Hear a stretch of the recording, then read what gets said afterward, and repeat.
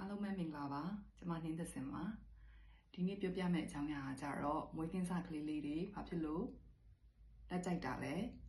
အမြဲတမ်းရောခြိထားဖို့လိုလားဆိုတဲ့အကြောင်းလေးကိုပြောပြမှာဖြစ်ပါတယ်ကျမသမီးကြီးမွေးတော့မှလည်းလေကျမခြိထားတယ်ခြိထားတော့မှကလေးကအိတ်တယ်လို့ဆိုရဲဟာပေါ့နော်အဲ့ဒါကိုသွားပြီးတတိထားပြီးတော့ကျမခြိထားခဲ့မိတယ်အဲ့တော့လက်ကြိုက်သွားလားဆိုတော့လက်ကြိုက်သွားတာပေါ့နော်တကယ်တော့လေအဲ့ဒါလက်ကြိုက်တာမဟုတ်ဘူးရေဘယ်လိုလဲဆိုတော့ကျမဒီ Word of ပညာရေးကိုလေ့လာတဲ့အခါမှာဒီကလေးလေးတွေဒီကျမတို့လူသားတွေကိုဒီပုံမှန် Western medicine ကမြင်တဲ့အမြင်နဲ့ဒီဘက်က Word of ကမြင်တဲ့အမြင်မှာမတူဘူးပေါ့နော်ဒါလေးကိုတော့ကျမနောက်ထပ်ဗီဒီယိုတစ်ခုမှာထပ်ရှင်းပြပါမယ်ဒီမှာကတော့ကျမဗာလေးပဲပြောပြချင်တာလဲဆိုတော့ဒီကလေးလေးက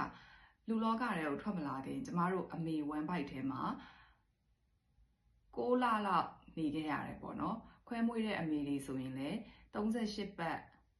38ပတ်နေခဲ့ရတယ်ဆိုတော့ဒီကာလအကြာကြီးလေနော်အဲ့ကာလအကြာကြီးမှာကလေးကအမေပိုက်ထဲမှာနေတဲ့အချိန်မှာအမေရဲ့နှလုံးခုန်တန်ကိုလည်းသူကြားရမှာပဲတောက်လျှောက်နှလုံးခုန်တန်ဒီခုန်နေတဲ့နှလုံးခုန်တန်လေးနဲ့သူနေခဲ့ရတယ်ပြီးလို့ရှိရင်အမေပိုက်ထဲကနှွေးထွေးမှုလေးနဲ့သူနေခဲ့ရတယ်အဲ့ခါကျတော့ဒီကလေးလေးကလူလောကထဲရောက်လာတယ်မွေးလာတဲ့အခါမှာအရင်တော့အမေတွေကတော့တိတ်မသိတာပဲမဲ့အခုနောက်ပိုင်းအမေတွေကလေးမွေးတဲ့အခါမှာဒီဆေးရုံတွေမှာမွေးတယ်ဆိုရင်မွေးပြီးတယ်ဆိုရင်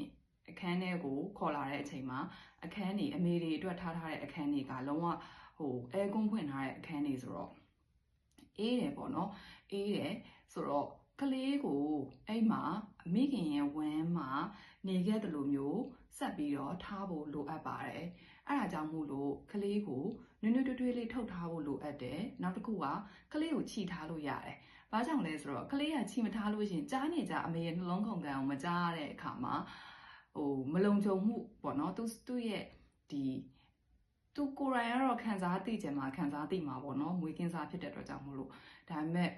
သူ့ရဲ့ feeling ပေါ့နော်သူ့ရဲ့စိတ်ထဲမှာမလုံခြုံမှုတစ်ခုကိုသူခံစားရသွားနိုင်တယ်ပေါ့နော်ဆိုတော့ဆရာကြီးဆိုင်တာကတော့အဲ့လိုမျိုးသူပြောခဲ့တယ်ပေါ့နော်အဲ့တော့ကလေးကိုကျမတို့ကခြိထားလိုက်တယ်ဆိုရင်ဒီအမေနှလုံးခုန်တန်လေးဒီလိုလေးခြိထားလိုက်တယ်ဆိုရင်နှလုံးခုန်တန်လေးကိုသူကပြန်ပြီးတော့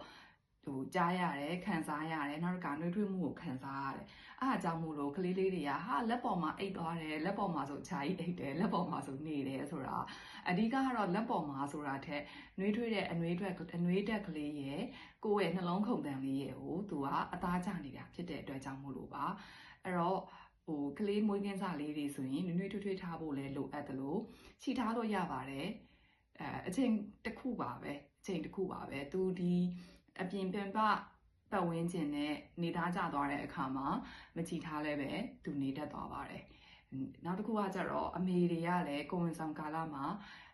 အိတ်တာစားတာကိုယ့်ရဲ့တခြားသောလုပ်ငန်းတွေအဲ့လိုမျိုးတွေကိုပေါ့နော် routine တစ်ခု rhythm တစ်ခုနဲ့လဲပတ်သွားတဲ့ကလေးလေးတွေဆိုရင်မွေးလာတဲ့အခါမှာအဲ့လိုကလေးမျိုးကပို့ပြီးတော့ rhythm မှန်တာကိုတွားပြီးတော့တွေ့ရတယ်ပေါ့နော်ဒါကတော့ကျမသမီးကြီးနဲ့သမီးငယ်မှာကိုတွေ့ပေါ့နော်သမီးကြီးတော့ဆိုလို့ရှင်ကျမ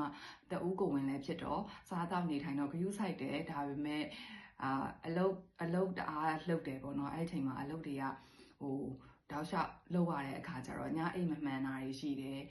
စားချိန်တစ်ခါတလေမမှန်တာတွေရှိတယ်အားကြောင့်သမီးကြီးကမွေးလာတဲ့အခါမှာနေညမှားတာတို့အဲ့လိုမျိုးလေးတွေကျမကြုံရတယ်ပေါ့နော်သမီးငယ်ကလေးကြတော့သမီးကြီး3 နှစ်မှာသမီးငယ်ကိုကိုဝင်ဆောင်တာသမီးကြီး2 နှစ်မှာသမီးငယ်ကိုကိုဝင်ဆောင်တာဖြစ်တဲ့အတွက်ကြောင့်မို့လို့ကျမသမီးကြီးနဲ့အတူတူညဆိုလဲဆော့ဆော့အိတ်ဖြစ်တယ်စားရဲဆိုလို့ရှိရင်ကလေးနဲ့အတူတူစားလိုက်တာဆိုတော့ကျမအစား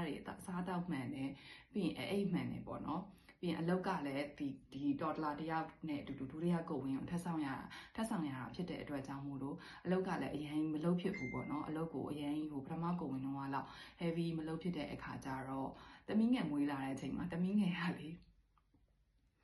နေညတိတ်မမှားဘူးသူအိတ်စရာရှိတာအိတ်တယ်နှိုးဆိုးစရာရှိတာဆိုတယ်သမီးကြီးလောက်ကျမအခက်ခဲမတွေ့ခဲ့ရဘူးပေါ့နော်အဲ့တော့ဒါလေးတွေကတော့ကျမကိုယ်တိုင်လည်းကျမကိုယ်တိုင်လည်းတွေ့ကြုံခဲ့ရတဲ့အတွေ့အကြုံလည်းဖြစ်တယ်ဒီ Word of ပညာရေးကိုလေ့လာတဲ့အခါမှာလည်းကျမဖတ်ခဲ့ရတဲ့ theory ကနေပြီးတော့ဒီလိုပါလားဆိုပြီးတော့ကျမသိသွားရတဲ့ဟာလေးတွေကိုအခုကလေးလေးတွေမွေးထားတဲ့မေအစ်စ်ကလေးတွေအတွက်ကျမမျှဝေပေးလိုက်ပါတယ်ဒီဗီဒီယိုလေးကိုကြည့်ပြီးတော့နားထောင်ပြီးတော့ တစ်ခုခုအကျိုးရှိသွားပါစေလို့ကျွန်မမျှော်လင့်ပါတယ်ရှင်ကျေးဇူးတင်ပါတယ်